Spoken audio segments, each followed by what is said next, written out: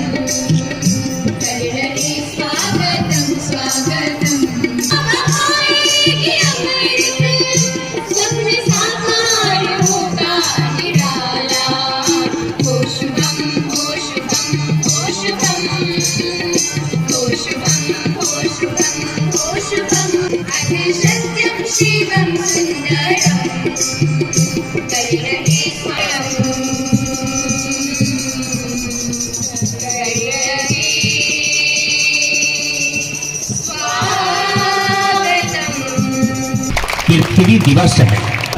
पृथ्वी और पर्यावरण के संरक्षण पर केंद्रित करना चाहूंगा कि आपको किताबों में नहीं मिलेगा। पर्यावरण के बारे में आज मेरे संभाषण के बाद आपके मन और मस्तिष्क में कुछ डॉट, कुछ प्रश्न मैं छोड़ करके जाऊंगा जिस पर आप चिंतन करने का काम करेंगे। तो डीएवी के प्रांगण में हम लोग पहुंचते हैं तो मंत्रोच्चार से स्वागत की जाती है। पूरे हिंदुस्तान में दो तरह के स्कूलों से होता है, एक है नर्सरी बेस्ड स्कूल और दूसरा है मोंटेसरी बेस्ड स्कूल। इन दोनों में प्रतिस्पर्धाएं चलती रहती है।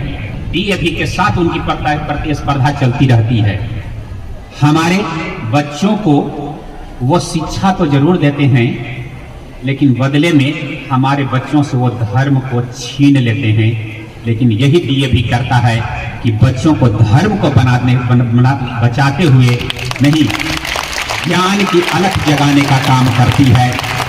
कि धर्म ग्रंथों से मैं एक प्रसंग उठाता हूं।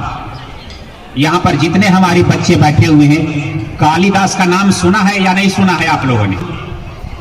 और उनके बारे में बचपन में आप लोगों ने किताब में एक चित्र देखा होगा कि कालिदास जिस डाल पर बैठे थे उसी डाल को काटते हुए आपने कभी देखा है ये चित्र? पुलिसमैन थे या नहीं थे आप लोग बताओ? क्यों थे? कि जिस डाल पर वो बैठे थे उसी डाल को काट रहे थे। लेकिन कालिदास कब जन्म लिए? समय बीत गया, लेकिन उसका अर्थ लोगों को समझ में अभी तक नहीं आया कि एक तरफ विद्वान आदमी, इतना वाइजफुल पर्सन था, और वो व्यक्ति मूर्ख कैसे हो सकता है? ये जो वृक्ष है वो वृक्ष नहीं है, बल्कि वो पृथ्वी है, हमारा संपूर्ण पर्यावरण है। और उसी पृथ्वी पर हम लोग निवास करते हैं। और आज हम लोग अपने ही पर्यावरण को अपने ही हाथों रौंदने का काम करते हैं। यही कालिदास संदेश दे रहे हैं कि हम बैठे हो जिस पर्यावरण से हम लोग हवा लेते हैं, ऑक्सीजन लेते हैं, और उसी को हम लोग क्या करते हैं? अपने हाथों उसको काटते हैं और नष्ट करते हैं। अर्जित किया था समाज को दिशा देने के लिए, मानवता के कल्याण के लिए, और हम लोगों ने क्या किया?